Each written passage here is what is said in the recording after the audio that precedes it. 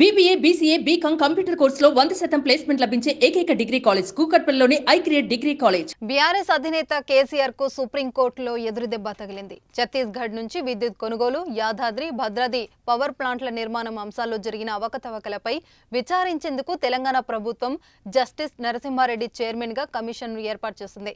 అయితే ఈ కమిషన్ను రద్దు చేయాలంటూ సుప్రీం కోర్టును కేసీఆర్ ఆశ్రయించారు.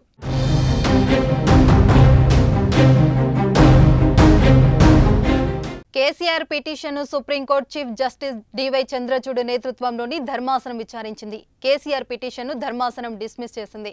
కమిషన్ విచారణ కొనసాగించాలని తెలిపింది. కొత్తగా నోటిఫికేషన్ జారీ చేయాల్సిన అవసరం లేదని చెప్పింది. దీనిని జ్యుడిషియల్ ఎంక్వైరీ అనకుండా ఎంక్వైరీ కమిషన్ గా వ్యవహరించాలని తెలిపింది. మరోవైపు కమిషన్ చైర్మన్ గా నరసింహారెడ్డి స్థానంలో మరొకరిని నియమించాలని సుప్రీంకోర్టు ఆదేశించింది. దీంతో కమిషన్ చైర్మన్ ను మారుస్తామని సుప్రీంకోర్టుకు తెలంగాణ ప్రభుత్వం తెలిపింది.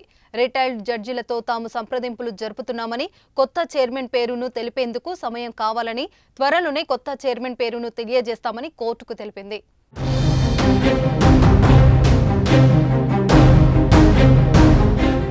సుమన్ టీవీలో మీ పర్సనల్ అండ్ బిజినెస్ ప్రమోషన్స్ కోసం కింది నెంబర్కి కాంటాక్ట్ చేయండి.